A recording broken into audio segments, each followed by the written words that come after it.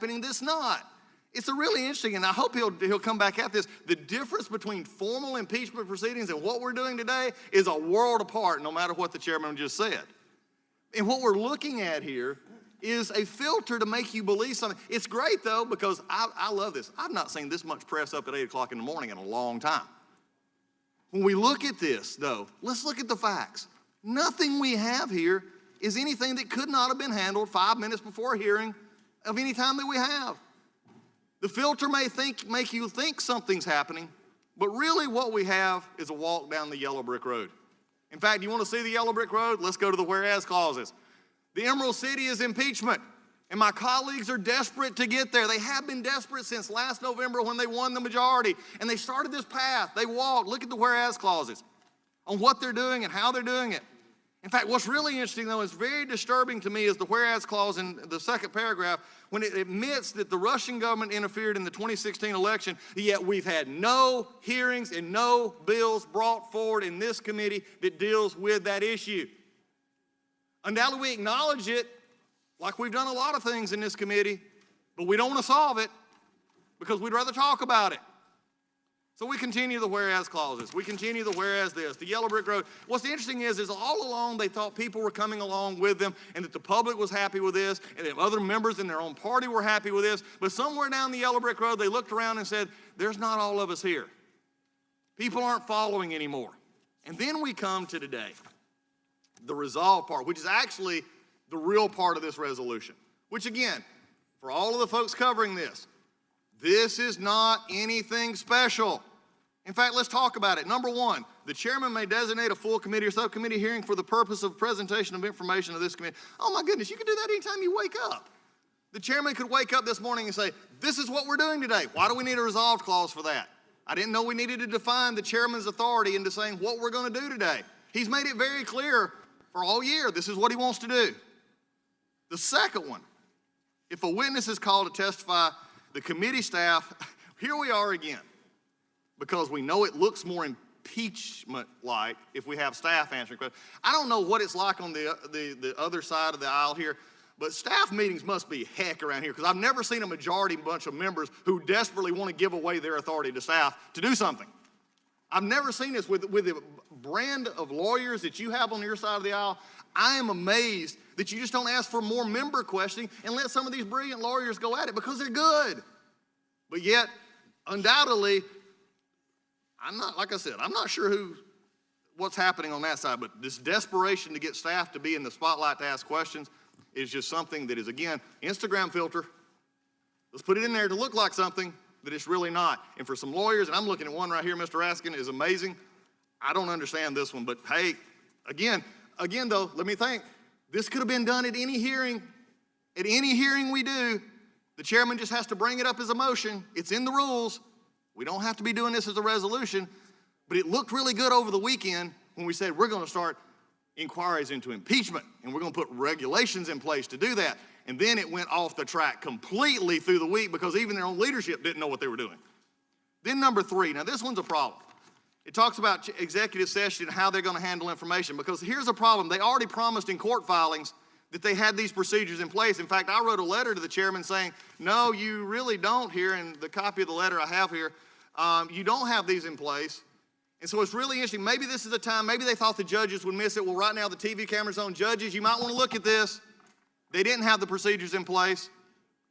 You made a filing saying you did, but you don't. And also, let me also state for anybody listening here, this can't be kept strictly in.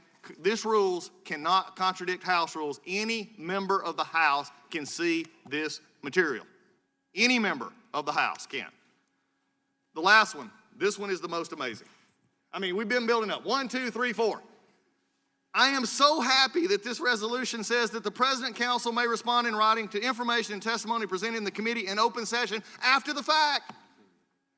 Everybody in this room, everybody in this country, everybody outside this country can do this.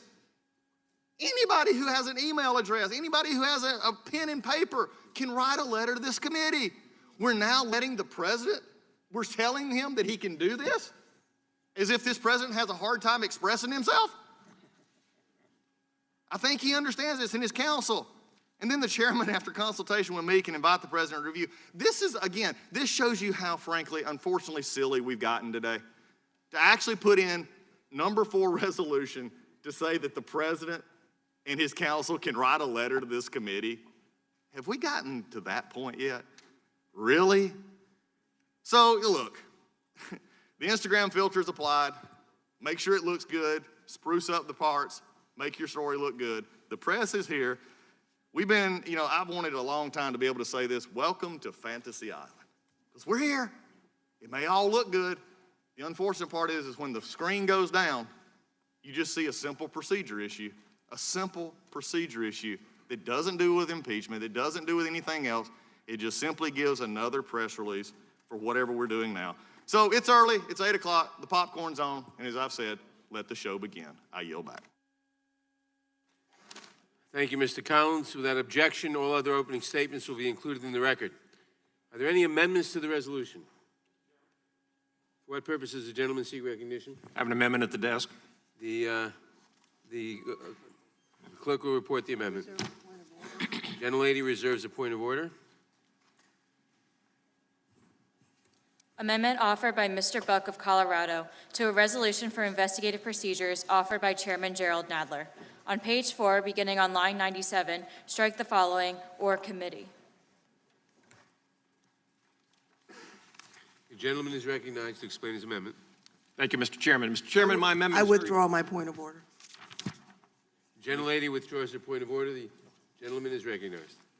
Mr. Chairman, my amendment is very simple. It strikes the word subcommittee from the first procedure of this investigation. Impeachment is a serious matter, Mr. Chairman. The American people deserve to have these proceedings play out in the full committee where we can more fully examine the evidence and charges brought against the president, not shoved away in some special subcommittee where only a hand-selected few members can gather evidence and question witnesses.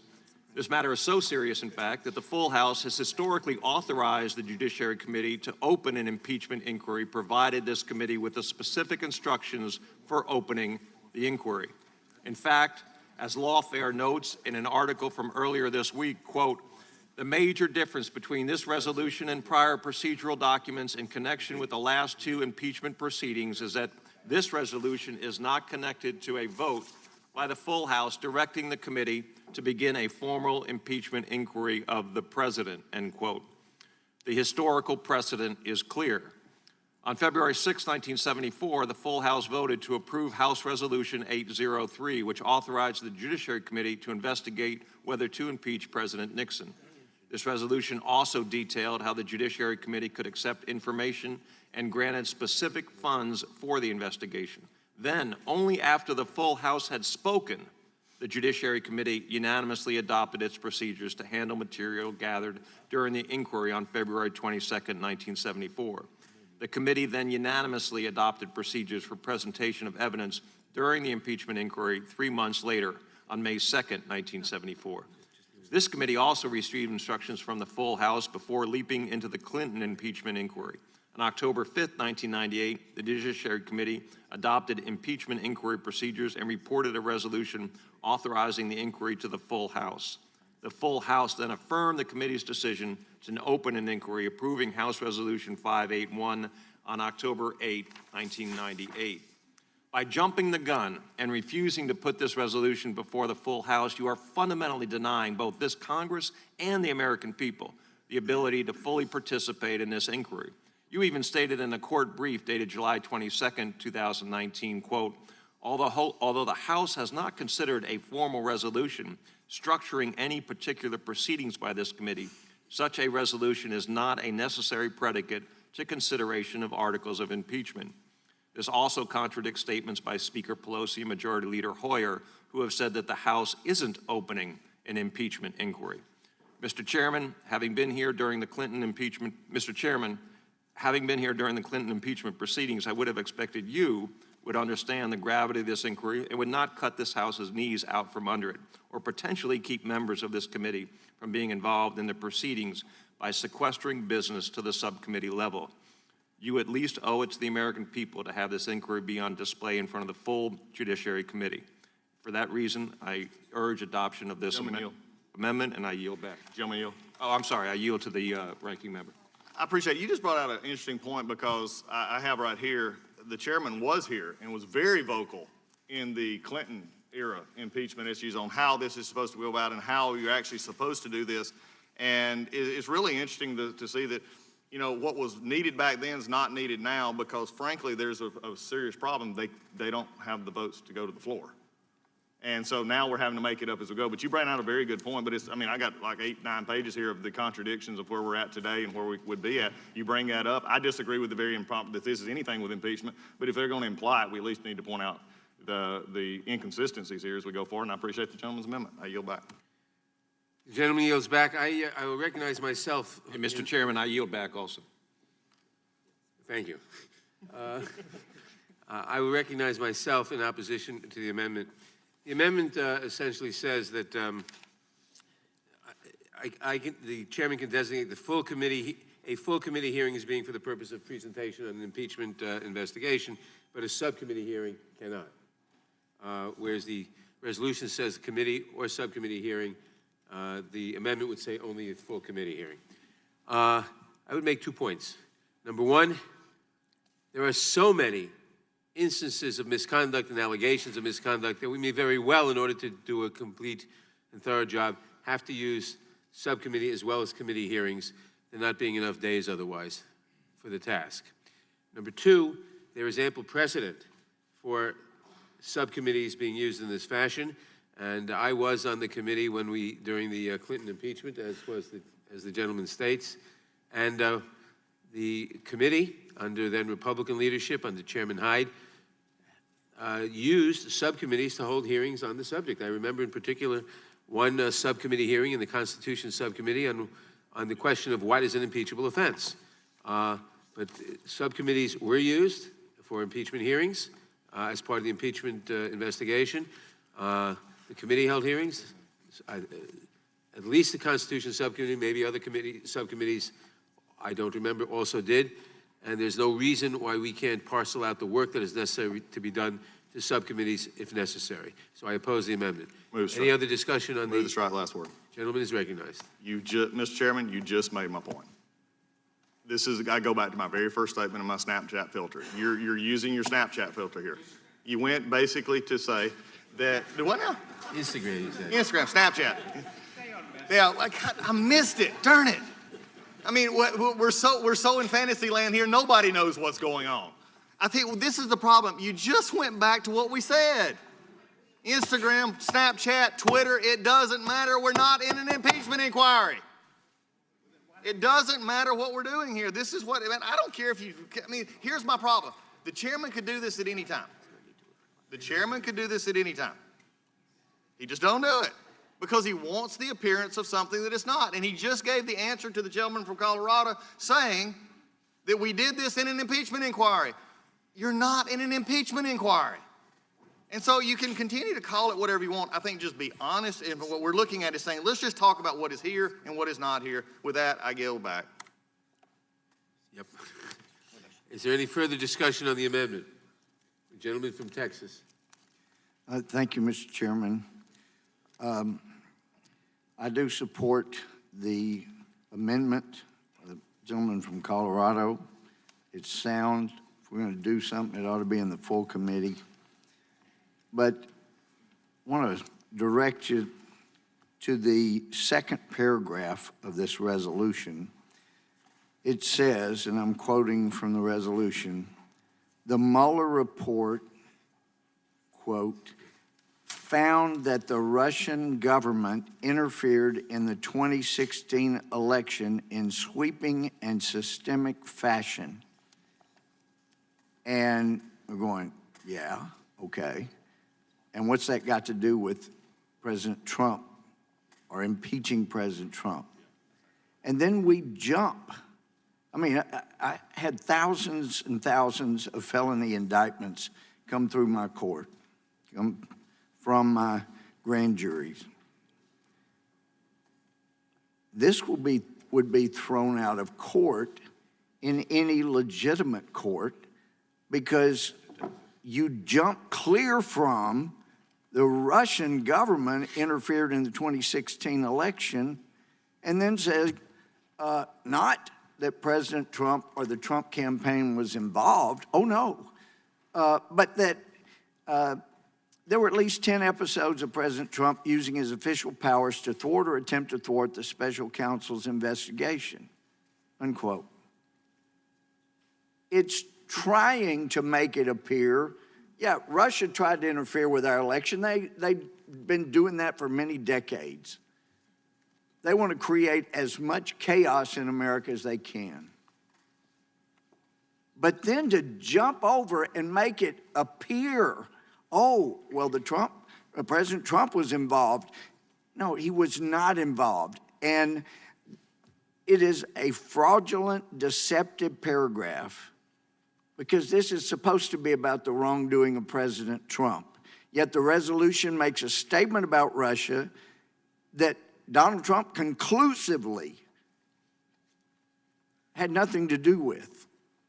We had people at CNN, MSNBC, all of the regular suspects fraudulently asserting that there was no question the Trump campaign colluded with Russia and that surely they just knew that President Trump was going to be indicted for it.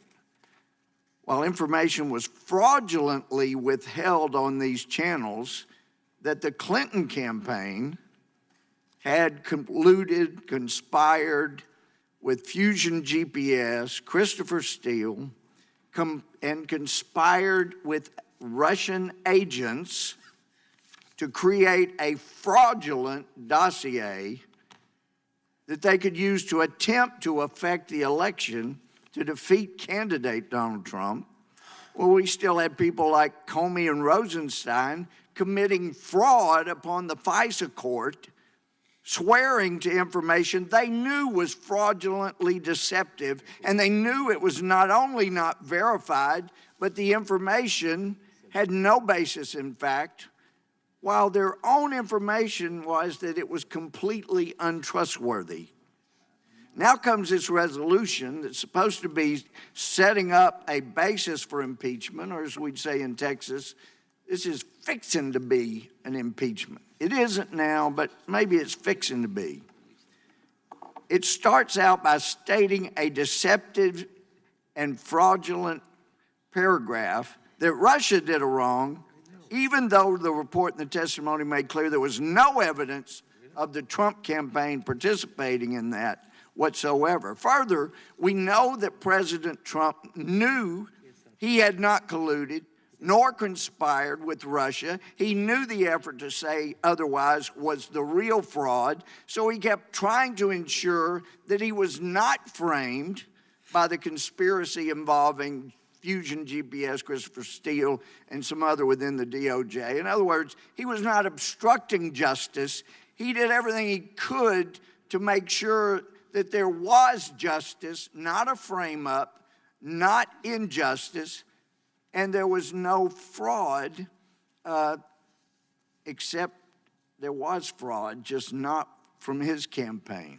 So how can someone be guilty of obstructing justice when the very goal they have is to do what they can to avoid a major fraudulent miscarriage of justice? It's time to put this aside, let the Democratic candidates for president run on their own, and let's get back to being judicious. The gentleman yields back. Is there further discussion on the amendment? What purpose does the gentleman from Wisconsin seek recognition? Mr. Chairman, I move to strike the last word. Gentleman is recognized. Mr. Chairman, I think everybody assumes that this is the next step, relative to the potential of impeaching President Trump. And I'm going to address that issue now, even though the text of the resolution doesn't specifically apply to that. We've heard from the other side of the aisle that the president wants to be above the law. I would respond by saying this committee wants to be above the law too. And two wrongs don't make a right. Everybody should be equal in the eyes of the law. We should be fair. We should be giving due process to people, who are being investigated. And this resolution doesn't do that. And here's why. we will have all of these witnesses. We will get all of this stuff that might be given to us that has to be dealt with in executive session. And the committee has attempted to sue that. But it only allows the president to respond in writing, either in person or by counsel. And as the ranking member has said, anybody can write a letter to the committee. We get lots of letters on that. And the president, if he wants to respond to something, can write a letter, just as any other citizen of the United States can write a letter, because that's protected by the First Amendment. But the difference between what is being proposed here and what happened both in 1974 and 1998, I have a little bit of familiarity with that, is that in 74, the Democratic majority allowed President Nixon's counsel to summon witnesses and to cross-examine other witnesses. And in 1998, the Republican majority allowed President Clinton's counsel to do the same thing. And not allowing the president's counsel the same kind of rights as was done in the two previous presidential impeachments that have been put before this committee is a gross denial of due process.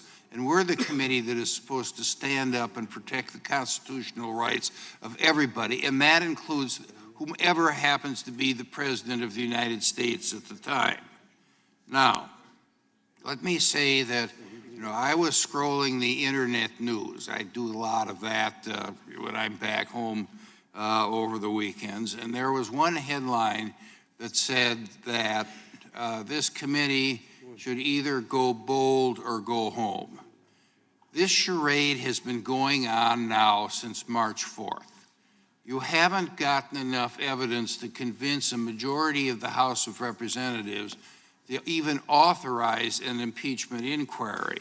And that's probably why the committee hasn't gone to the floor to ask for one. The votes aren't there. Also, even if the votes are there to authorize an inquiry and to impeach President Trump, he will not be kicked out of office by the Senate. I think that that's been painfully evident ever since the beginning of what this exercise has been. We ought to be legislating, not continuing an investigation that hasn't come up with a smoking gun. The headline on the internet news said, "Go bold or go home." It's time to go home. I yield back. Gentleman yields back. Does anyone else seek recognition? Gentleman from Ohio. Thank you, Mr. Chairman.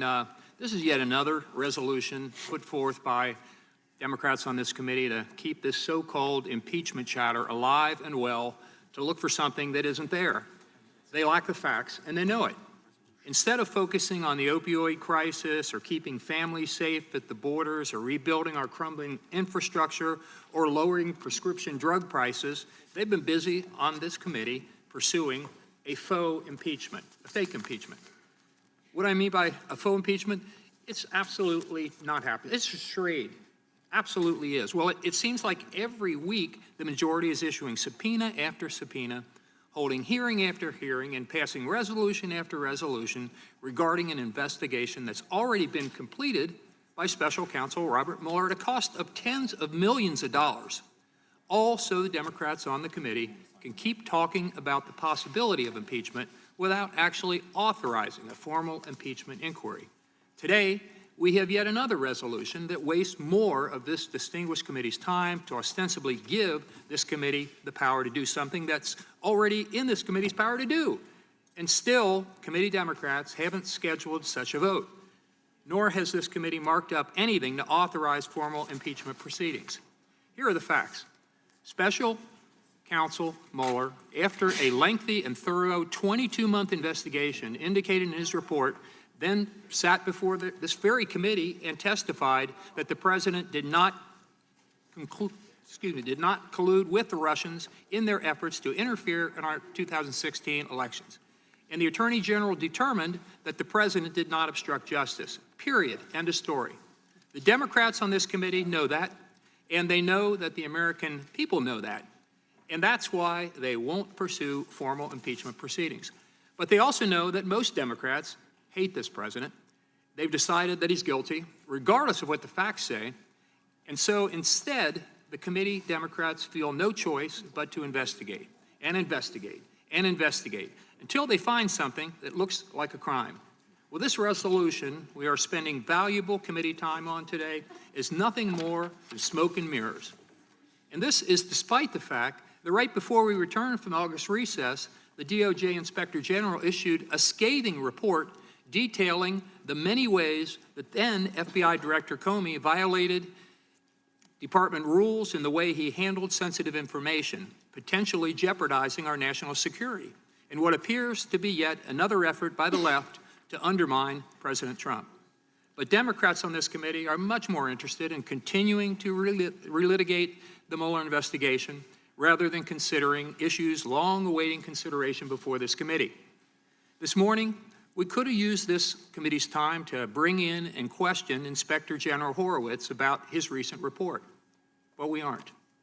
And we likely never will, which is a shame, because Americans, our constituents, deserve to know exactly what happened and what can be done to prevent future leaks at the FBI. I hope that after today, Democrats can finally move past this fake impeachment strategy and on to more pressing matters pending consideration before this committee. But I suspect that next week, when we return from our respective districts, they will find yet another way to continue down this rabbit hole. And I yield back. Gentleman yields back. Is there further discussion on this amendment? For what purpose is the gentleman from Arizona seek recognition? Move to strike the last word. Gentleman is recognized. Thank you, Mr. Chairman. I support the Buck Amendment. I think the gentleman from Colorado is exactly right. This is something that if we're going to take up and move on, we should do this in the full committee. I think that is appropriate. The desire to maybe limit some of this to a subcommittee, you know what, we're a self-governing body. We can change the rules. We can apply the rules as the majority sees fit because you are the majority. But I point to something that I think is important, and that's the way this resolution is going forward and the importance of the Buck Amendment. But this is happening, the way this is developing needs some context. On July 26th, the chairman told the D.C. District Court that he had issued grand jury handling procedures for the House Judiciary Committee. Such procedures did not previously exist. So the same day, dated July 26th, these new rules were handed down with no prior authorization from the House, no open hearing, no committee vote. But chairman told the district court that we had these rules. Those rule changes deserved a vote and an open hearing just like any other rule change, just like what we're doing today. Instead, those rule changes were drafted behind closed doors and implemented without the committee's input. That is a norm-breaking process.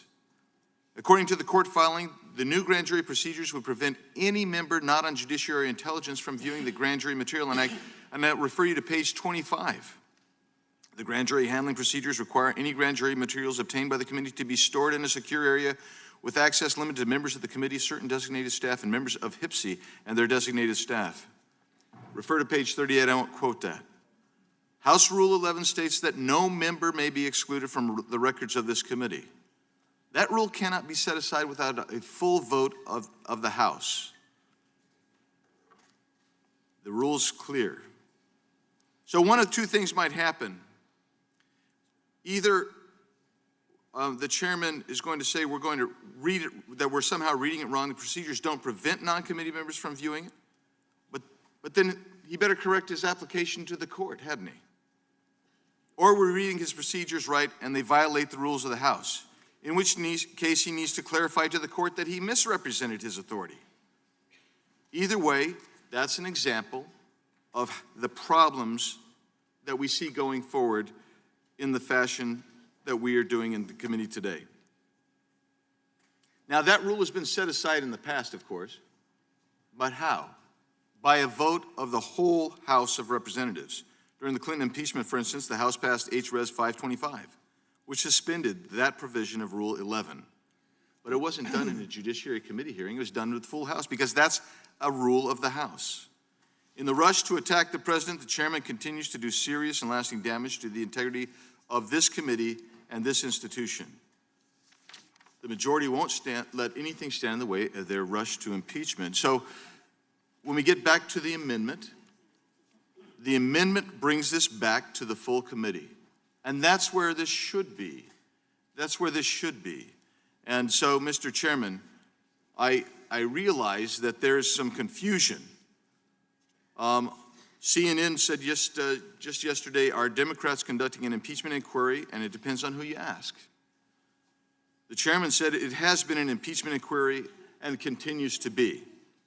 Another representative on this committee said it is not impeachment, which is what I think everybody wants to jump to right away. There's some confusion. I wish it were clear. It's not clear. And that's the point that the gentleman from Wisconsin and also the ranking member were making.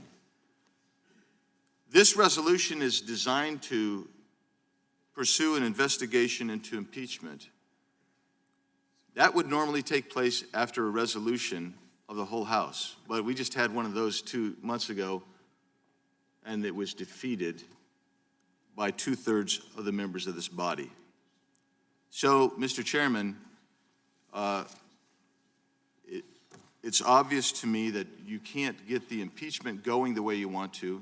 You're telling the court we're doing an impeachment inquiry, yet the body itself, the House of Representatives, has rejected resolution to impeach. So here we are with massive contradictions where members of the majority have told CNN just yesterday that it's unclear what we're doing. With that, I yield back.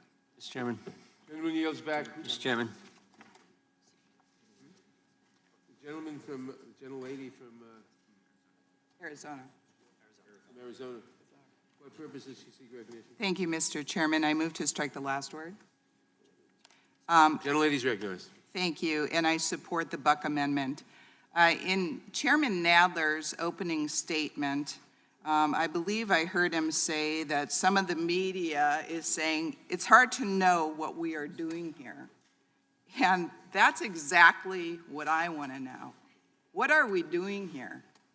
The Judiciary Committee, in its 206-year history, has never reported articles of impeachment against a president without first conducting an impeachment inquiry authorized by the full House vote. There has been no authority given. This resolution is yet another example of the majority utilizing this taxpayer-funded committee to influence the 2020 presidential election. That's all it is. It's a show. It's just one more example of the same time-wasting, resource-wasting, media-seeking activity that has become way too common in this committee. Let's go back. First, the Democrats erroneously claimed that there was Russian collusion with Trump. And then they were wrong.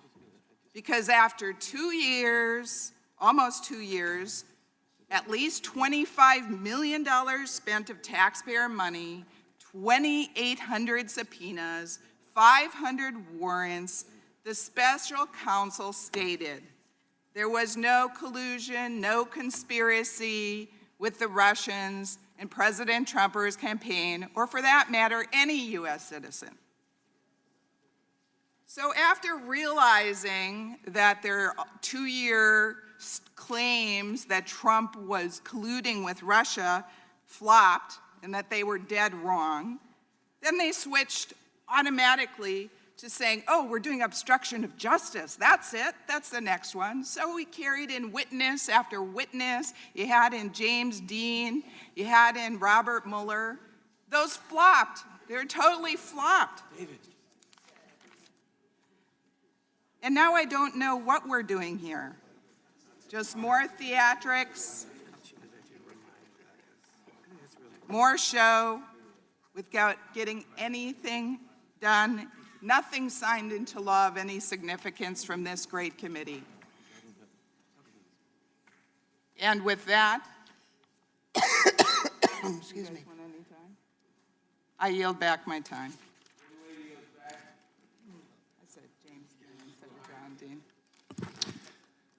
Thank you, Mr. Chairman. 2 days ago, Democrats on the House Judiciary Committee voted to take away an American citizen's Second Amendment rights. You voted to do that even though that citizen had committed no crime, and you voted to allow their rights to be taken in a court proceeding that citizen doesn't even get to show up to defend themselves.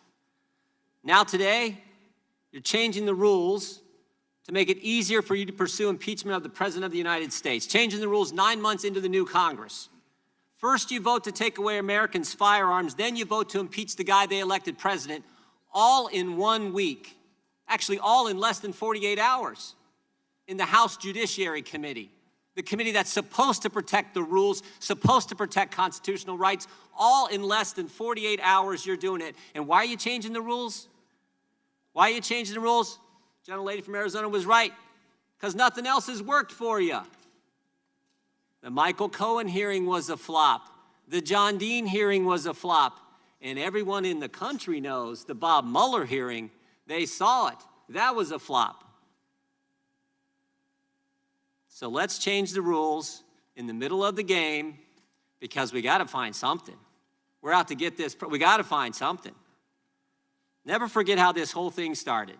Never forget how this whole thing started. A false accusation about the President of the United States, saying the President coordinated with a foreign country to influence the election. Jim Comey investigated that for 10 months. Guess what? He found nothing. And we know he found nothing because we deposed him, and he told us after 10 months they didn't have a thing. But that didn't stop it. 22 months later, Bob Mueller does a special counsel investigation. He investigates it for 22 months, and what does he tell us? Other members have already said this. He found nothing. No coordination between the Trump campaign and Russia to impact the election. 32 months of investigations, they find nothing. But what do Democrats want to do?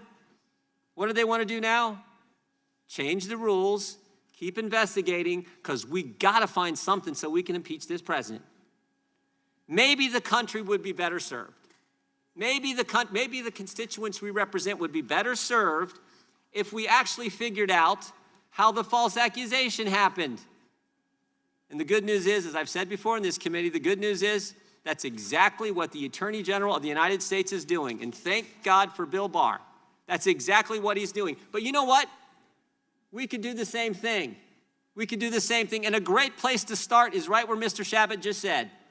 Why don't we start with the Inspector General, not just any Inspector General, the Inspector General for the Justice Department, which we have jurisdiction over, just issued a report 2 weeks ago, scathing report on the guy who's most responsible for this 3-year saga that our country has had to live through, Jim Comey.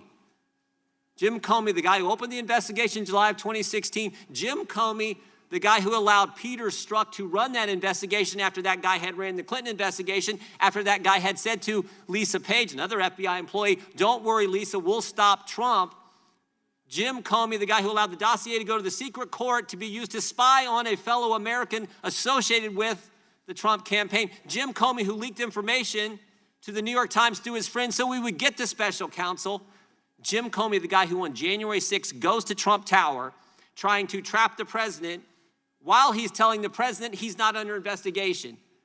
Scathing report by the Inspector General on that guy.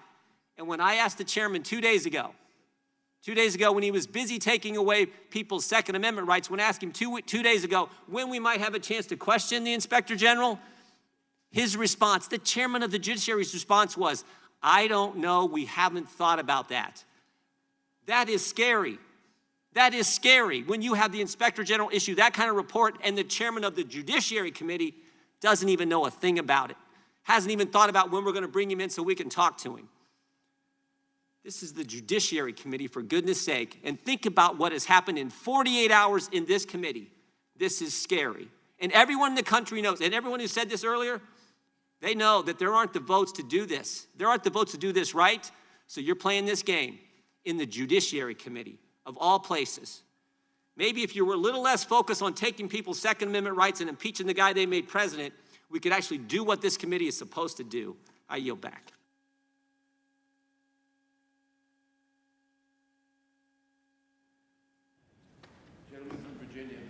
Thank you, Mr. Chairman. Move to strike the last word. Mr. Chairman, I support the Buck Amendment. when I was in the Virginia legislature, we had a process of killing bills in subcommittee that weren't ready for prime time. A lot of times they didn't have recorded votes in subcommittee, so they were sent there in the hopes that they would die by a voice vote, never to see the light of day at full committee. But I actually forced our rules to change to require recorded votes at subcommittee. So I think that the sunshine of the full committee is important, and that's why I support the Buck Amendment. But this is time to consider something greater. I am so proud to be a member of the Judiciary Committee. It is the most serious, the most substantive, the committee historically of the highest integrity. But what we have seen over the last 6 months is a JV version of the Judiciary Committee that I know, that I saw when I was a staffer for Congressman Bob Goodlatte, the former chairman of this committee, back in 1998. And what we have seen over the past 6 months is an embarrassment. It's a recognition that an impeachment resolution could not pass the full House. So this committee's trying to have its cake and eat it too, trying to have the authority of an official impeachment inquiry, but without the support of the full House. And why is that? It's because from the beginning, the hearings and actions of this committee have been some of the most partisan actions that we've seen. And it was my hope that we can recognize the seriousness of the moment, the task of monumental and historic proportion that the gentleman cited back in 1998 when he was on this committee. And I'll quote your statement from this committee. The issue in a potential impeachment is whether to overturn the results of a national election, the free expression of the popular will of the American people. That is an enormous responsibility and an extraordinary power. It is not one we should exercise lightly. It is certainly not one which should be exercised in a manner which either is or would be perceived by the American people to be unfair or partisan. If our conduct in this matter does not earn the confidence of the American people, then any action we take, especially if we seek to overturn the result of a free election, will be viewed with great suspicion and could divide our nation for years to come. Mr. Chairman, those are your words from 1998. I heard them myself. I would ask that we take this matter with the seriousness that it deserves and not go down this road we're going down today. The gentleman yield? Mr. Chairman, I yield back. The gentleman yield? I yield. Thank you. I agree with what I said 20 years ago. I yield back. And I yield back, Mr. Chairman. Gentleman yields back. Who else seeks recognition? Gentleman from California. For what purpose does the gentleman seek recognition? To strike the last word. Gentleman's recognized. Mr. Chairman, as I understand the chair's opening comments, it was in essence, since the rules are silent, that gives us the ability to make them up as we go along. Well, no, when the rules are silent, precedent governs. And the precedence is clear, as my colleague from Arizona pointed out. In the 206 years that this committee has sat, it has never conducted an impeachment proceeding without first being authorized to do so by a vote of the full House. And that's because the power of impeachment belongs to the whole House, and the whole House has not delegated that power to any of its committees. It must first make that delegation, and to this date it has not. Committees are creatures of the House. Their only powers are those that are delegated by the House. Committees can't freelance. If the majority wants to exercise the House's power of impeachment, all you've got to do is ask the House to do so. All you have to do is ask the House that it direct and authorize this committee to conduct an impeachment inquiry. That's all you have to do. Resolve that the House authorizes the Judiciary Committee to conduct an inquiry into the impeachment of the president. It's that simple. I dare you to do it. In fact, I double dog dare you to do it. Have the House vote on those 18 words and then go at it. Why won't you do that? It's because you want to give the illusion of impeachment without the reality of it. You're duping that portion of your base that is clamoring for impeachment into thinking you are when you aren't.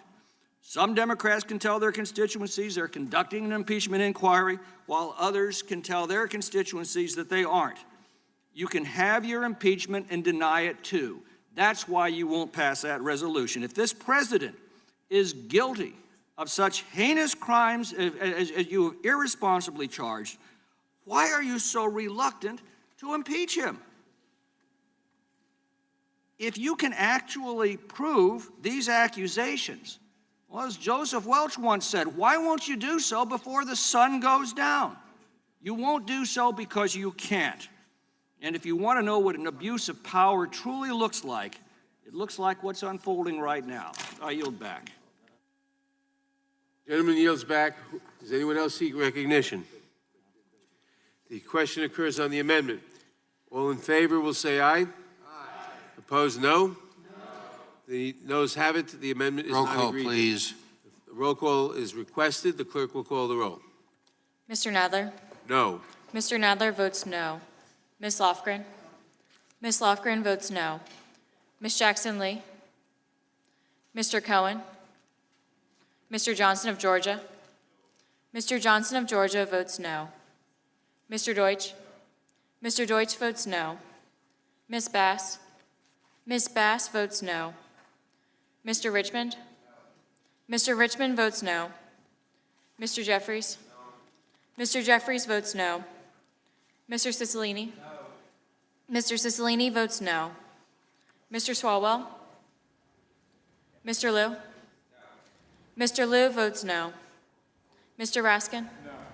Mr. Raskin votes no. Ms. Jayapal? Ms. Jayapal votes no. Ms. Demings? Ms. Demings votes no. Mr. Correa? Mr. Correa votes no. Ms. Scanlon? Ms. Scanlon votes no. Ms. Garcia? No. Ms. Garcia votes no. Mr. Neguse? Mr. Neguse votes no. Ms. McBath? Ms. McBath votes no. Mr. Stanton? No. Mr. Stanton votes no. Ms. Steen? No. Ms. Steen votes no. Ms. McCarcel-Powell? No. Ms. McCarcel-Powell votes no. Ms. Escobar? No. Ms. Escobar votes no. Mr. Collins? Yes. Mr. Collins votes yes. Mr. Sensenbrenner? Aye. Mr. Sensenbrenner votes aye. Mr. Shabbat? Mr. Shabbat votes aye. Mr. Gomert? Mr. Gomert votes aye. Mr. Jordan? Mr. Jordan votes yes. Mr. Buck? Mr. Buck votes aye. Mr. Ratcliffe? Ms. Roby? Ms. Roby votes aye. Mr. Gates? Mr. Gates votes aye. Mr. Johnson of Louisiana? Mr. Biggs? Mr. Biggs votes aye. Mr. McClintock? Mr. McClintock votes aye. Ms. Lesko? Ms. Lesko votes aye. Mr. Reschenthaler? Mr. Reschenthaler votes aye. Mr. Klein? Mr. Klein votes aye. Mr. Armstrong? Mr. Armstrong votes yes. Mr. Stubbe? Mr. Stubbe votes yes. The gentlelady from Texas? Ms. Jackson-Lee votes no. Gentleman from Tennessee? Mr. Cohen votes no. Has anyone else not voted who wishes to vote? The clerk will report.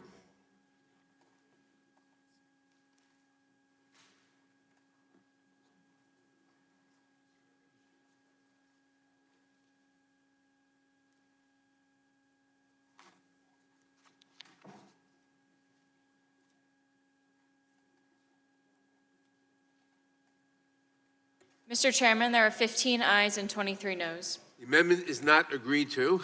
Are there any further amendments? The gentleman, for what purpose is the gentleman from Florida seek recognition? Mr. Chairman, I have an amendment at the desk.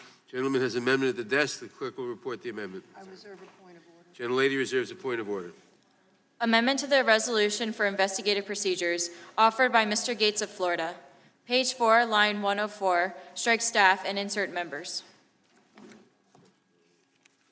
The gentleman is recognized for the purpose of explaining his amendment. Thank you, Mr. Chairman. The gentlelady withdraws her point of order. The gentleman is recognized. Thank you, Mr. Chairman. I don't know what the majority's obsession is with having staff members ask questions to witnesses in these important proceedings. I've made the point previously and sincerely that I do believe that some of the most rhetorically talented members of the Democratic caucus are seated just on this Judiciary Committee. Matter of fact, when Democrats come together to decide who will speak for them on the floor on important issues like nominating the Speaker of the House, they chose my friend, the gentleman from New York, Mr. Jeffries. We have talented litigators, even presidential candidates who serve on, or I guess former presidential candidates who serve on the Judiciary Committee, and I don't understand why this important task would be delegated to those who have not run for office, been elected, and been asked to serve on this august body. And I know, having talked to a number of my Democrat colleagues, that there is some regret over the chairman's decision to place committee staff's ability to ask questions over having the Attorney General come and testify to our committee. I actually think it's quite disappointing that we've not heard from the Attorney General during our time, and I think we would have had the majority been willing to allow the Attorney General to come and merely respond to questions from members of the committee. But this kind of paradigm of hiring CNN contributors onto the staff and then trying to turn our committee hearings into like some sort of a reenactment of a CNN show is probably less productive than allowing our members to ask pointed and substantive questions. And if we zoom out a little bit and sort of ask ourselves why we're here, it may be important to note that throughout all the majority's theatrics, they have failed to move the needle at all when it comes to the people in this country.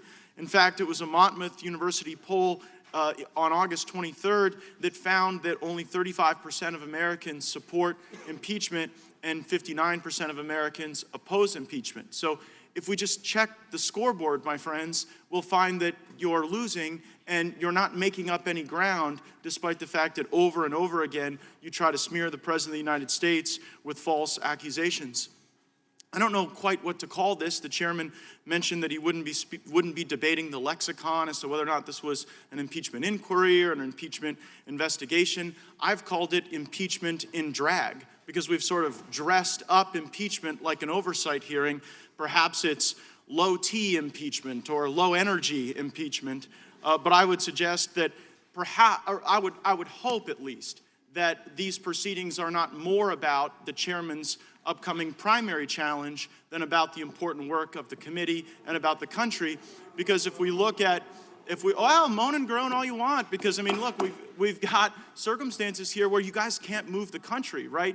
You don't have any support for this endeavor, and so we kind of lurch along with, it's like a Seinfeld hearing. It's a hearing about nothing. It's a hearing about whether or not when we have people come and give testimony afterwards, the president can write us a letter in response. This is more about defining our pen pal strategy than defining any sort of legitimate investigation. But there are legitimate investigations that we should be conducting.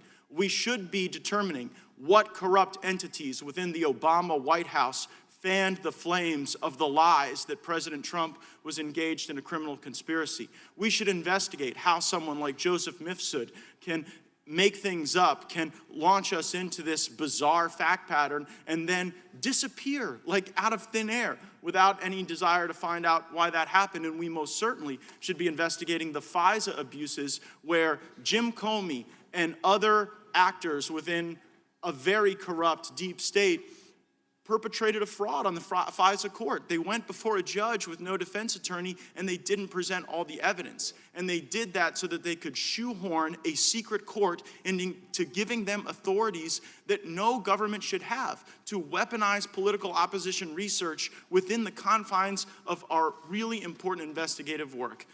What Brennan and Comey and Clapper and McCabe have done to our country is deeply damaging. And it was my hope that as members of the Judiciary Committee, we could come together, we could root out this corruption, and we could ensure that it never happens again to another president.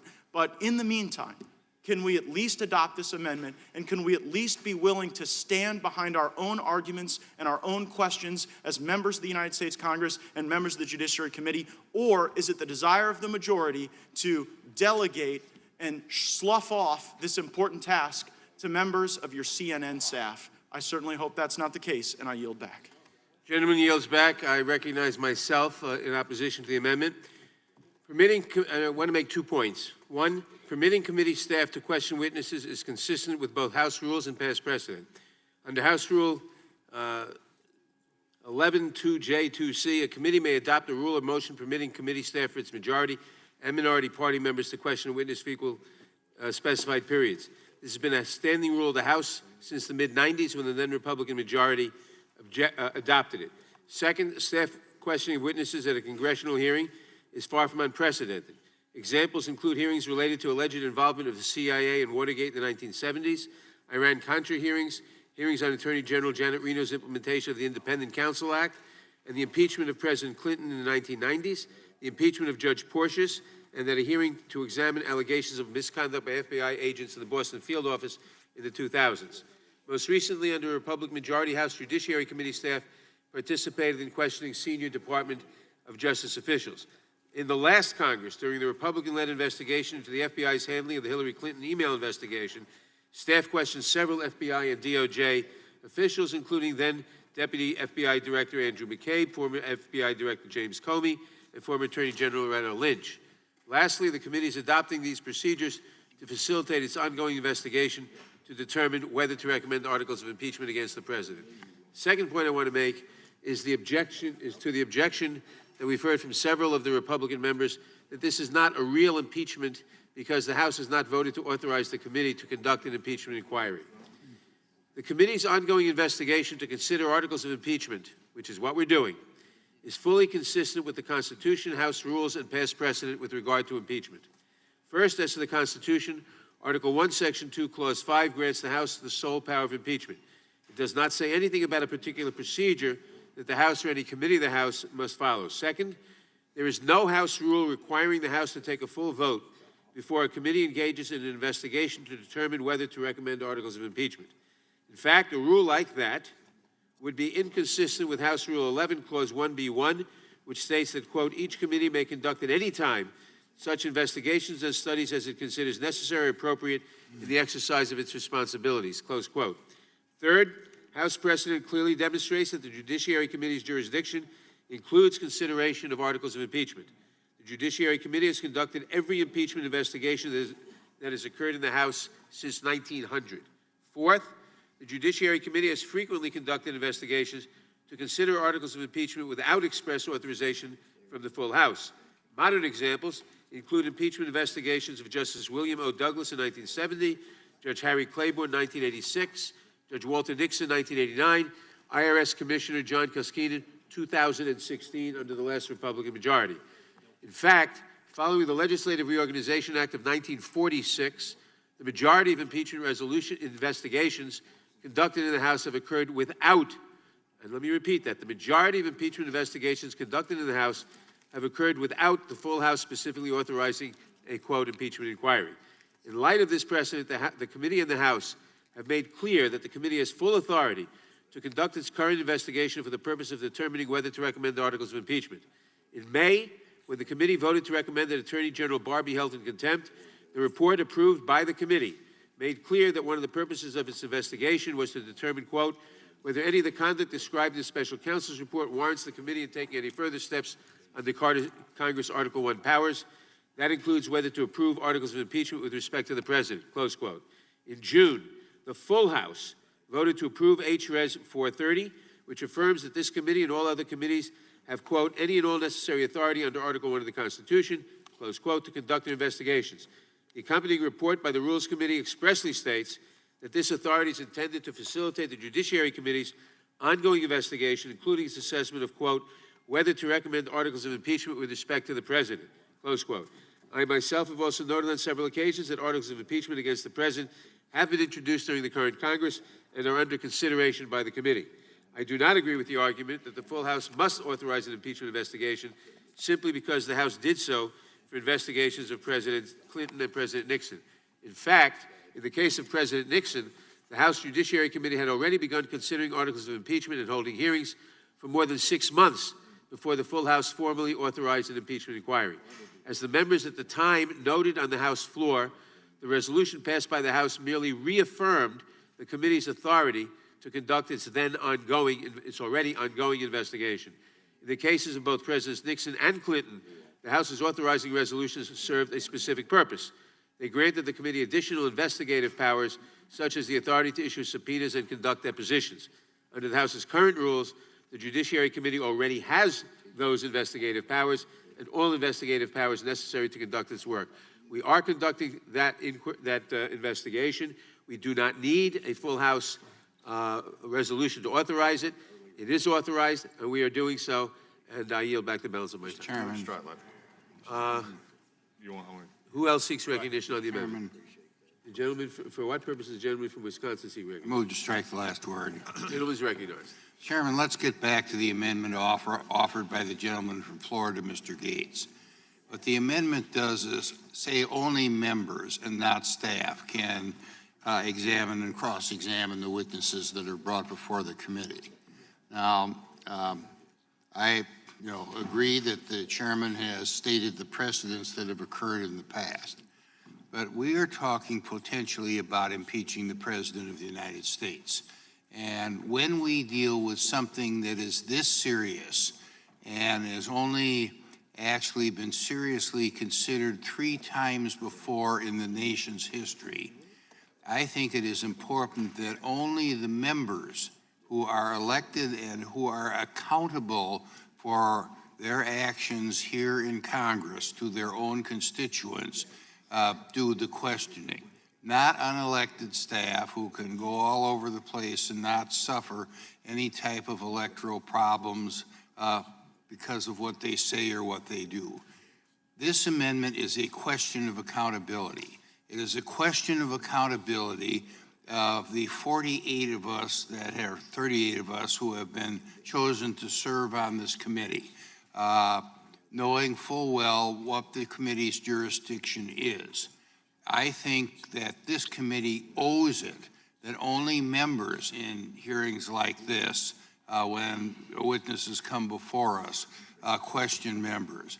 And the constituents in each of the districts that we represent can judge whether their member is acting responsibly and in the public interest or not. Not the unelected staff, which I don't think we should be doing when we're dealing with an impeachment that is as serious as one as the President of the United States. So let's be accountable. Let's adopt the amendment, and I yield back. Anyone else seek recognition on this amendment? The gentleman, for what purpose does the gentleman from Georgia seek recognition? Thank you, Mr. Chairman. Look, I think, all things aside, and I think we've talked about a lot of things, this is important because the confusion that is out there, the discussion has been in the press, everything has been talked about saying, and you even acknowledged in your opening statement that there's confusion out there about what this is. And if you look at any of the Hill papers or even across the country, there's been this discussion, are we in impeachment, we're not in impeachment. So I appreciate your reading this long list of discussions on when we've done this and when we've not done this. I would not use any judge or judicial impeachments in this because that's actually within our purview, doesn't need anything else. That's where it's supposed to be anyway. That's not new. So put judicial in here. It's really not it's nice to throw in, but it's not in the same vein. Also, you talked about procedures mattering. And I made this point at the very beginning. Nothing that we're doing today could not be done on any regular day. The problem that is coming up today is starting from last Friday on until we sell this, it was this discussion, also informal court filings, in which there have been, that a formal inquiry has started. And that means a whole different thing to anybody that's wanting to discuss this. Now, in this building, we discuss, and in this committee in particular, we will debate the commas and everything else. And that's what we should be doing. But the general public does not.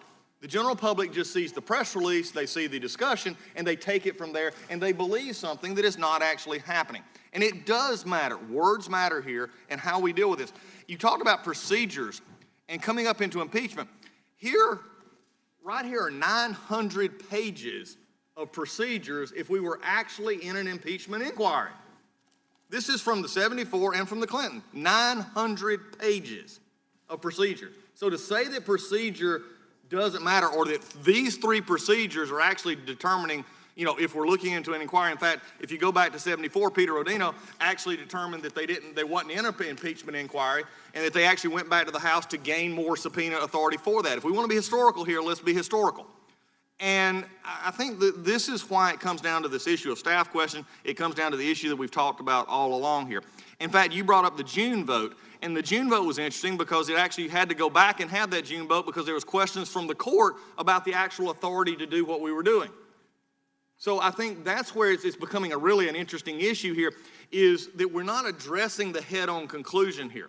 And the head-on conclusion is that you can't have this discussion in two veins because, again, it's not what we're discussing here, and we can all, maybe agree on one point or the other point from a very fine legal term, but when it's out in the general public, when it is out there for the headline of a news or a media where they have to condense down to 600 or 800 words what is happening here, and they do so really not with 800 words, they do it with a headline. And whether it's, whatever broadcast it is, they do it with a tag across the bottom on TV, they do it with a headline on the in their news articles or their paper or their blogs or wherever they put it, is they put out, from this own committee saying we're in a formal impeachment inquiry. That connotates something completely different and triggers a completely different response from this committee, a completely different overall, and we can agree or disagree on why we're here, but at least let's get the terms straight. Let's at least acknowledge why it matters. You may want to impeach this president all day long and twice on Sunday. Fine, do it the right way. But that's not what's happening here. We want to have it as a subtle backing saying, here's what we're doing, we're inching toward it, but we're making sure that everybody understands that we're trying to hold the president accountable, but we can't get there because we know we don't have 218 votes on the floor. Nobody has denied that you're not trying to find a reason to impeach the president. Nobody on our side or anywhere else. You've been talking about it for a long time. We get that. But don't hide regulations, or not regulations, but rules of this committee, which you could have done at any point, at any time, on any hearing. These are already part of our rules. So, from our side who, discuss this, say this, is something going forward, we got to make sure that this is wrong. No, and from your side, let's deal in the reality. We want to have as many of these hearings as you want to have them. Acknowledge that you're still looking for your answer. You two said it best. I still haven't found what I'm looking for. And that's what we're doing, and that's okay. But at least acknowledge that there is a reason why these are not formal impeachment inquiries. There's a reason why the House has set this up. And for you who've served on it and spoke very eloquently, by the way, I've read all of your most of your comments from the late 90s and the Clinton impeachment. You agree with me. It's sort of interesting. We have similar conversations here that you would have agreed with me now in the previous comments that are in the record from the Clinton impeachment. So I think as we move forward, this is why we're making a big deal of this. This is not, we just need to make sure that you can done all of this that you wanted to in a regular setting. But the problem is you're wanting it packaged as if it's something it's not. That's why this concern is here. That's why we'll continue to speak out against it, and I yield back. Mr. Chairman. The gentleman yields back. Gentleman from Louisiana. For what purpose does the gentleman seek recognition? Wanted to just ask maybe it's a point of parliamentary inquiry regarding your opposition to the amendment, and it's a serious question, Mr. Chairman. I just wonder if you'd answer. You're opposing members doing the additional hour of questioning, and I'm wondering, I don't mean to be flippant, are we concerned about the time commitment or the competency of members of the committee and why they would not be able to fulfill that extra hour? It's not a parliamentary inquiry. The reason I'm smiling is that it reminds me of a question I asked a senior member of the State Assembly when I was a freshman, and I've always regretted asking. But that's a separate... Well, I don't regret asking this one. Look, let me just say, the reason for staff is not... Remember, this is after the 5-minute rule. And it's very clear, and that's why in various inquiries, when Democrats are in the majority, when Republicans were in the majority, and I listed some of those inquiries, not all of them, it has often been done that staff or staff counsel could ask questions because the 5-minute rule can be disjointed. And we will observe the 5-minute rule, but after that, we may elect to have counsel for the majority and minority question up to half an hour so you can pursue questions with the witness. And it's been observed many times that is a very effective, I won't say more effective, but it's an effective way of getting at the truth and at eliciting facts. And that's why we want to do it, and that's why others have done it. Well, Mr. Chairman, but It's within the rules, it's within your My authority. purpose is the gentleman still has recognition. Well, I just want to suggest that we Gentleman, could. strike the last word. Strike the last word, yes, sir.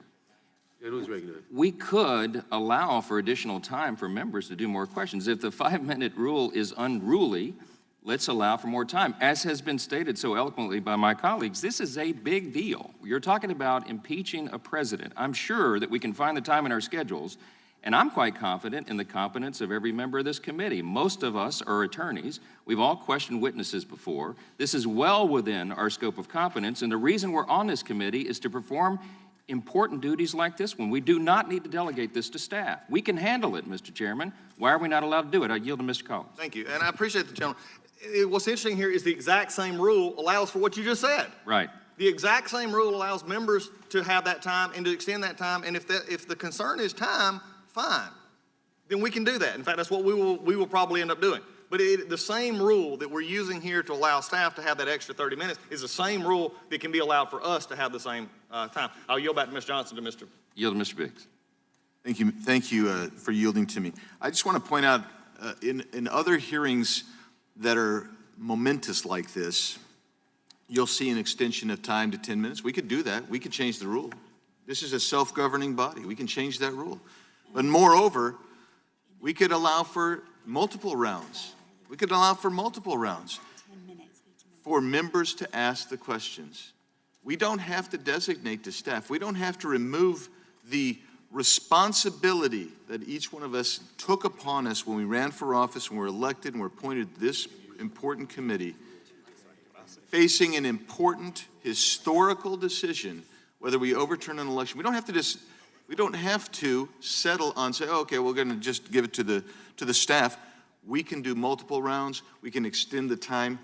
We can do that, Mr. Chairman. I think we have perfectly capable people on both sides of the aisle. If the object is to really get to the bottom of this, to get to truth, so we can make an informed decision, the people that are making that decision ought to be allowed to ask those questions. And with that, I yield back to Mr. Johnson. And I would just suggest this is not unprecedented to allow members additional time.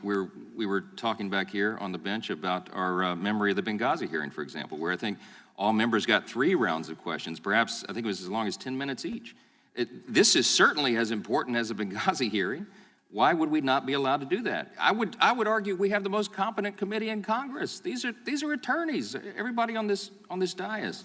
We should have the ability to do that. Yield to Mr. Gomer.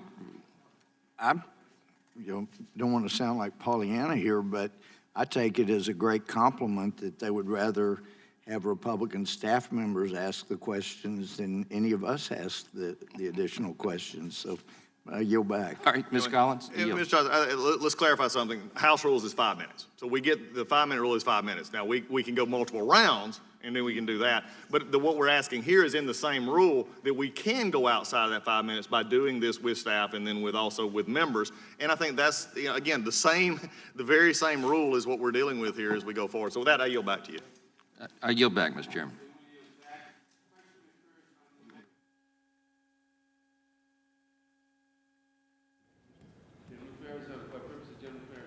Move to strike last word.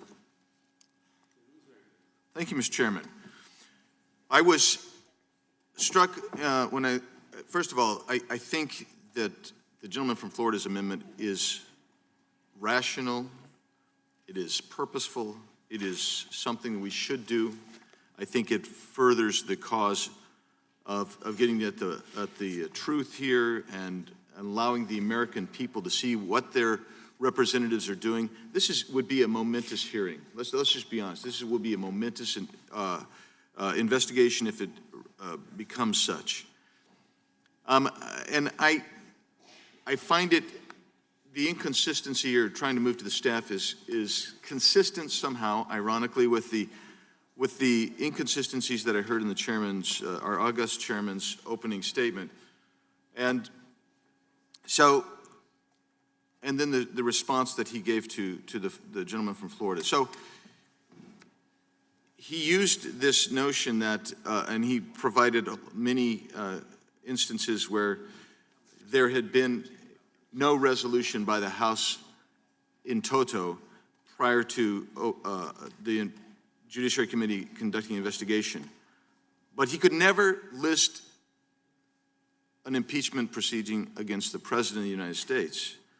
He listed a bunch of judges. Now remember, judges are appointed by Senate.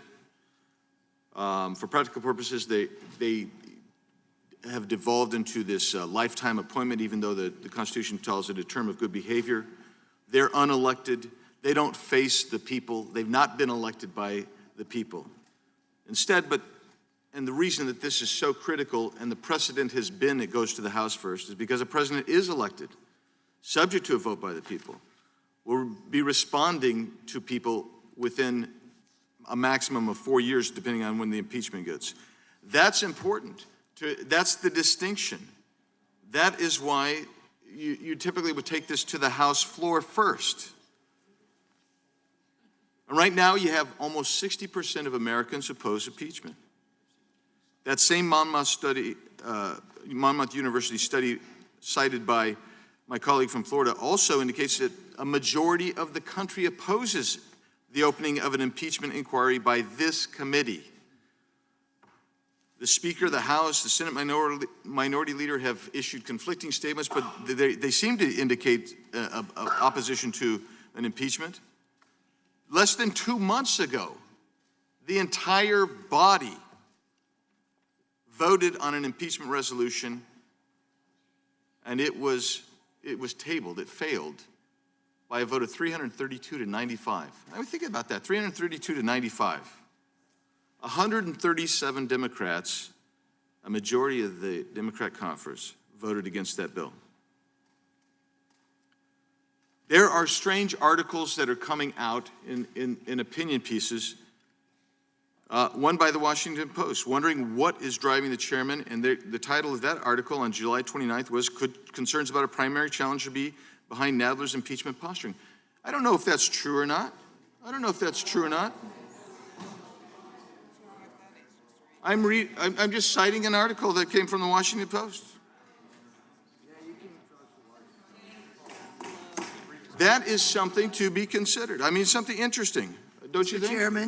Mr. Chairman, There's nothing shameful about it. Mr. Chairman, I would like to make a point of order Gentlelady will state a point of order. that the committee rules prohibit questioning the motives of other members. I'm not questioning. I would hope, and I never do that, and I would hope that members will be Because I don't know. members will be conscious of the rule, and I thank the gentleman. Thank you. Members will be mindful of committee rules. Thank you for reminding me of that. I was not unaware of it. That is why I said, look, I'm reading the title of an article that came out. That's all. But I will talk about inconsistencies yet again. When the chairman cites to the court that any such materials, meaning grand jury materials, would be stored in a secure location with access restricted to committee members, HPSI, so judiciary and HPSI only, that is inconsistent with Rule 11 of the House. And he cited Rule 11 just moments ago, so I know he's familiar with it. Those inconsistencies must be cleared up. And with that, Mr. Chairman, I support the Gates Amendment. I think it's critical. I think it's important, and I yield.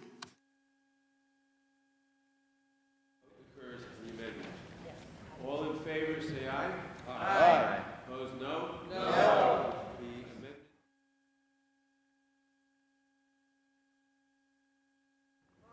I didn't mean to record. Mr. Chairman? Gentleman, what purpose is the gentleman from Colorado seek recognition? I have an amendment at the desk. The gentleman has an amendment to the desk. Gentlelady reserves the point of order.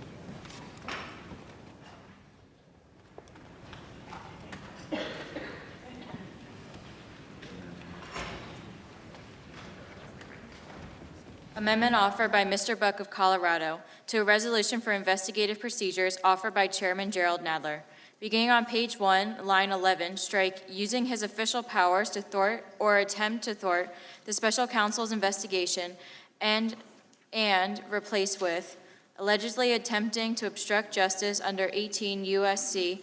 1503, 1504, 1512 B3, and 1512 C2, but as those allegations, the Office of Special Counsel did not draw ultimate conclusions about the President's conduct, and furthermore acknowledged that the Office of Special Counsel did not conclude that the President committed a crime, and nevertheless. The gentleman is recognized to explain his amendment. Thank you, Mr. Chairman. Mr. Chairman, most of the members of this committee are lawyers or were previously... The gentleman will suspend. The gentlelady withdraws, will not insist on a point of order. The gentleman will proceed. Thank you. Most of the members of this committee are lawyers or were previously in law enforcement. Because of that, we should act like lawyers. Because we're the Judiciary Committee, we should seek justice. And because we represent the American people, we should be fair. For these reasons, our committee has an obligation to use legal terms correctly. My amendment clarifies the language in the second whereas clause of the resolution to ensure it uses proper legal terminology, reflects the constitutional presumption of innocence, and accurately characterizes the Mueller report. Why is my amendment necessary? This resolution fails to convey Special Counsel Mueller's conclusions. The chairman's resolution makes an error by using words that are not in fact a crime. Where in the United States Code does it say that thwarting is a crime? What is thwarting? If anything, the correct and proper terms would be obstruction and attempted obstruction. We are the Judiciary Committee and we should use the correct terminology. In terms of those crimes, this resolution suggests the report found the President improperly used his official powers. Mr. Mueller's report, however, makes clear that there were no such findings. The Mueller report said the Office of Special Counsel, quote, did not draw ultimate conclusions, end quote, and quote, did not conclude that the President committed a crime, end quote. By falsely suggesting a criminal conclusion was reached, this resolution fails to provide the President with the presumption of innocence guaranteed by the Constitution. I believe it is important that this resolution stay true to the law, the Constitution, and the findings of the Mueller report. It does not. My amendment corrects for these oversights and inadequacies. In summary, my amendment deletes references to thwarting and attempting to thwart, as these simply are not legal terms, replacing these terms with the correct legal terminology. It identifies the exhaustive list of obstruction statutes that the Special Counsel considered. And finally, it accurately characterizes the report's conclusions about obstruction, quoting directly from the Mueller report, which is consistent with what Mr. Mueller has said publicly at a press conference and before the House Permanent Select Committee on Intelligence. This committee should seek the truth in all that we do. My amendment is a necessary amendment to ensure this resolution reflects the truth of the information we have reviewed. I would urge the committee to adopt my amendment. And I yield to my friend from Texas. I was just wanting to ask a question. You've obviously looked at this a great deal.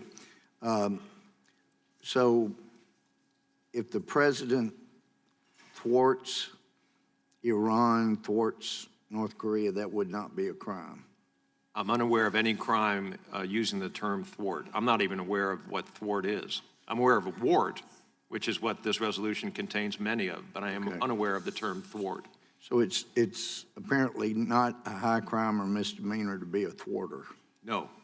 All right, thank you for clarifying. I yield back, Mr. Chairman. The gentleman yields back. I recognize myself in opposition to the amendment. I will simply make 2 points. Number one, an impeachable offense does not have to be a crime. And a crime, by the way, may not be an impeachable offense. Those are two separate matters. And I'll repeat, an impeachable offense, an offense for which someone should be impeached, need not be a crime.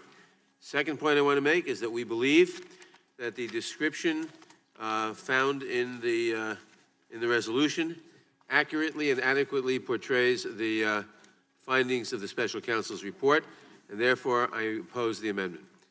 Is there any further? I yield back. Is there any further discussion?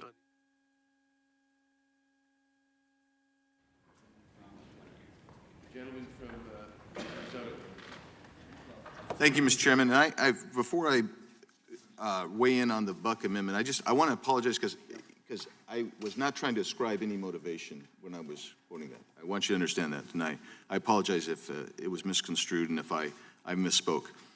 So, but I support the Buck Amendment. I think it is important to be, have clarity here, and I think that Mr. Buck is right on the money here. I also want to point out another issue with the resolution on page 4, line 108. It says information obtained pertaining to the committee's investigation shall be deemed received in executive session. Now, typically under House Rule 11, Clause 2G1 states that all committee meetings and thus all evidence taken shall be open unless the committee itself has voted in open session that the meeting will be in executive session. Effectively, what's happening then by deeming all information obtained to be received in executive session, effectively, not only are we delegating interviewing to and questioning to our staff, we're taking away a lot of the committee's right to vote on the pieces of information, whether they should be concealed from the public. This clause instead allows all information to be concealed in this amorphous quasi-impeachment process that we are engaged in. The rules say you can only go into executive session if disclosure of the material would, 1, endanger national security, 2, compromise law enforcement, defame or incriminate someone, or 4, violate a law of the rule or rule of the House. This clause is not limited, for instance, to grand jury information. This clause would conceal all information, and I'm referring to the clause on page 4, line 108. It would conceal all information from the public without a vote from the committee, without us taking that vote in committee on each piece of evidence. So my staff has worked with CRS, and CRS could not identify any instance in the published precedents of the House where this committee has taken away the members of the committee's right to vote on whether to go into executive session. So this becomes a bit of a problem. Taking away the members' right to vote on whether to accept a particular piece of information in executive session appears to violate Rule 11, Clause 2G1. Certainly, it is at least not in the spirit of the rule, which is meant to keep all committee records public and available unless a specific exception is met. So this is problematic. You prevent the committee members from viewing the committee's records. And we're voting today to actually prevent the public from having access to committee records as well without any of the particular sections and exceptions. And so with that, I'm going to yield to the gentleman from Colorado, Mr. Buck.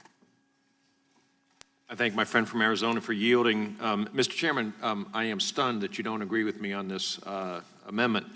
And saddened also.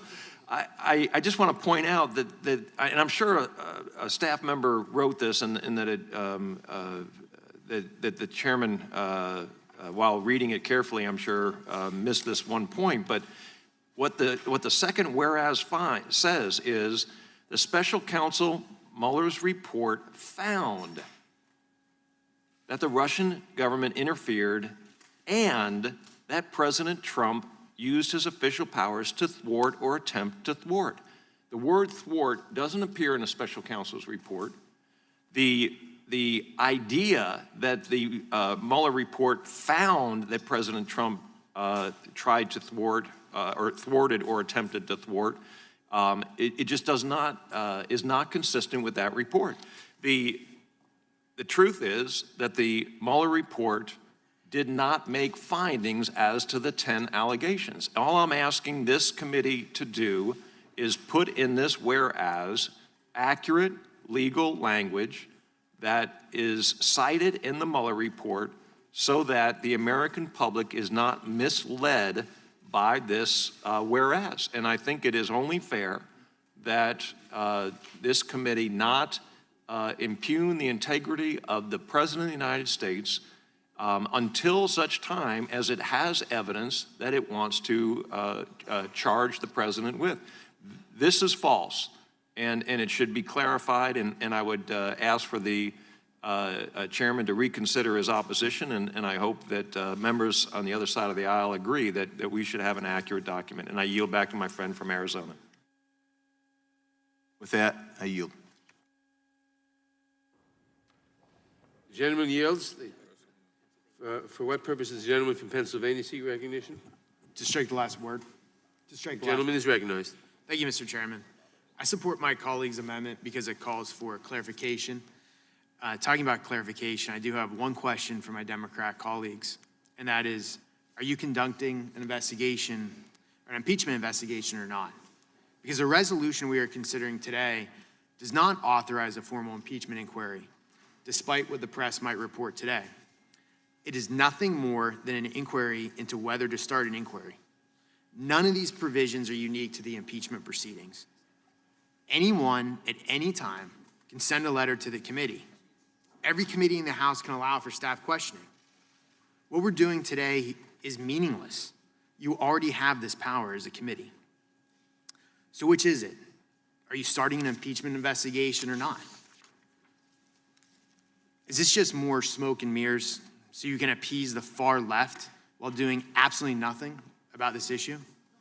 Or is this so you can avoid talking about an agenda that includes banning airplanes, throwing Americans off their health insurance plans, eliminating our borders, maybe other parts of the platform like defunding ICE, giving illegal immigrants free health care, maybe banning oil and gas exploration? I mean, is that what this is about? Is this about distracting from the real platform of the party? Would the gentleman yield? No. Since November 2016, the Democratic Party has desperately tried to undo the will of the people. And I can tell you that in southwestern Pennsylvania, people want Congress to move on. They want us to work together. They want us to solve real issues that are facing America. They want their roads and bridges repaired. They want help fighting the opioid epidemic. And they want more money in their pockets to feed their families. So again, I ask, are you conducting an impeachment inquiry or not? If you are, just be honest with the American people. Be honest with your colleagues. If you aren't, then let's stop these political games and let's go to work for the American people.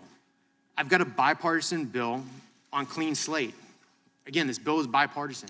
It would help millions of Americans get away from the stigma of having a nonviolent criminal record on their record. It would help them re-enter the workplace, increase their wages.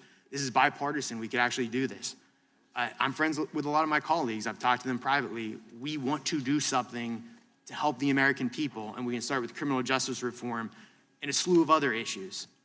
But Mr. Chairman, let's do something. Let's stop the political theater. Our country deserves better. With that, I yield. Will the gentleman yield so he can answer his question? No, I yield. So the answer is yes. We are engaged in impeachment investigation. And in addition to that, we have moved aggressively forward on the For the People agenda. It's about driving down healthcare costs, driving down the cost of prescription drugs, rebuilding the infrastructure of America, and taking on the corruption here in Regular order. Regular order. Gentleman was not recognized. Gentleman from Pennsylvania has the time. Thank you, Mr. Chairman. And I do thank and I mean this with sincerity, I thank my friend and colleague from Rhode Island. Thank you. And with that, I yield to my friend and colleague from Virginia. Mr. Chairman, I also want to thank the gentleman from Rhode Island for admitting what we all know is happening. This committee is trying to have impeachment without actually putting a resolution before the people, before this House. I want to thank Mr. Buck for his amendment, revealing what a farce this process is, this resolution, which is, again, amateur hour when it comes to legal drafting. I have great respect for the chairman. I have great respect for members of this committee. They are accomplished attorneys. This committee should remember that words mean something, and what we are just revealing in this one amendment is just how these words are not legally accurate. We want this resolution, any product of this committee, to be legally accurate. Let's be better. Let's do better. Or do my colleagues on the other side actually recognize that, in fact, as I question the special counsel, his interpretation of the obstruction statutes was incorrect and is not a normal and reasoned understanding of our obstruction statutes? So if they want to vote to reject that this is, in fact, obstruction as alleged, let them go ahead. But I appreciate the gentleman from Rhode Island's admission that this is, in fact, an impeachment process. The gentleman yield back? I yield to Mr. Buck. I thank the gentleman for yielding. I saw the gentleman from Rhode Island leave. I didn't know if you were putting time out because nobody on the Democrat side has voiced any answers to us, and I appreciate the gentleman's answer, and I yield back. The gentleman yielded back. The gentlelady from Pennsylvania, for what purposes? She The gentlemen are, sorry, I moved to strike the last word. Gentlelady's recognized. You know, the gentleman from Rhode Island got before me, but I too would answer, yes, we are in an impeachment investigation. Have you not been reading the proceedings? I don't think there's a question. It's an investigation. Does the gentlelady yield back?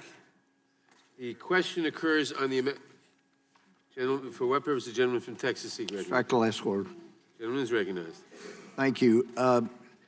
Now that it's been publicly admitted that this is an impeachment investigation, and these amendments are even more critical because words do matter. And this would be litigated, and going back to my days as a Chief Justice, where we really had to dig on individual words. What does this word mean? And for whatever reason, the majority in this impeachment investigation chose to use twice the word thwart. And I could see this going up. If this were a successful impeachment and removal from office, clearly it would go up to the highest court, and they would be stuck with the question of the president being a thwarter. They would have to deal with issues like, does thwarting involve moral turpitude? Because we've already heard it's not a crime to thwart that any of us are aware of. So, and the chairman had said, oh, it doesn't have to be a crime. Well, does thwarting involve moral turpitude? There are so many issues that would be raised on appeal by the misuse of proper legal terminology. This would be litigated for time immemorial, and it's just unfortunate. If you're going to try to remove a man for office for seeking justice and trying to stop himself from being framed by an unjust group within the Justice Department, then you really, this committee of all committees ought to use proper terminology and not create unnecessary litigation. I yield back. Gentleman yields back. The question occurs on the amendment. All in favor of the amendment say aye. Aye. Opposed, no. No. The amendment is not agreed to. Are there any further amendments? No further amendments? Then, a reporting quorum being present. The question is on the motion to agree to the resolution. All those in favor respond by saying aye. Aye. Opposed, no. No. In the opinion of the chair, the ayes have it. The resolution is agreed to. The roll call is requested. The clerk will call the roll. Mr. Nadler? Aye. Mr. Nadler votes aye. Ms. Lofgren? Ms. Lofgren votes aye. Ms. Jackson Lee? Aye. Ms. Jackson Lee votes aye. Mr. Cohen? Mr. Cohen votes aye. Mr. Johnson of Georgia? Mr. Johnson of Georgia votes aye. Mr. Deutsch? Mr. Deutsch votes aye. Ms. Bass? Mr. Richmond? Mr. Richmond votes aye. Mr. Jeffries? Mr. Jeffries votes aye. Mr. Cicilline? Aye. Mr. Cicilline votes aye. Mr. Swalwell? Aye. Mr. Swalwell votes aye. Mr. Liu? Mr. Liu votes aye. Mr. Raskin? Mr. Raskin votes aye. Ms. Jayapal? Ms. Demings? Ms. Demings votes aye. Mr. Correa? Mr. Correa votes aye. Ms. Scanlon? Aye. Ms. Scanlon votes aye. Ms. Garcia? Aye. Ms. Garcia votes aye. Mr. Neguse? Mr. Neguse votes aye. Ms. McBath? Ms. McBath votes aye. Mr. Stanton? Aye. Mr. Stanton votes aye. Ms. Steen? Aye. Ms. Steen votes aye. Ms. Mucarsel-Powell. Aye. Ms. Mucarsel-Powell votes aye. Ms. Escobar. Aye. Ms. Escobar votes aye. Mr. Collins. No. Mr. Collins votes no. Mr. Sensenbrenner. No. Mr. Sensenbrenner votes no. Mr. Shabbat. No. Mr. Shabbat votes no. Mr. Gomert. That's a no. Mr. Gomert votes no. Mr. Jordan. Mr. Jordan votes no. Mr. Buck. Mr. Buck votes no. Mr. Ratcliffe.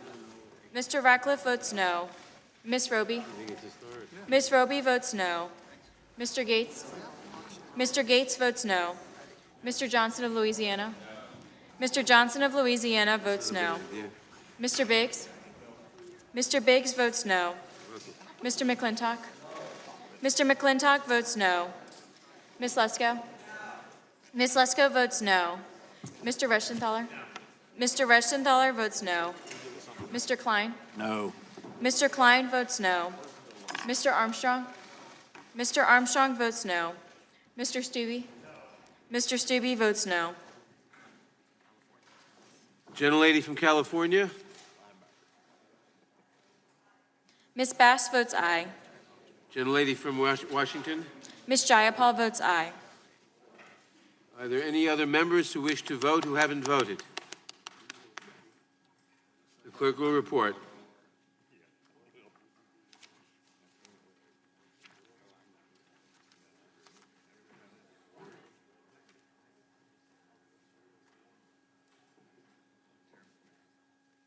Mr. Chairman, there are 24 ayes and 17 noes. The ayes have it. The resolution is agreed to. This concludes our business for today. Thanks to all our members for attending. Without objection, the markup is adjourned.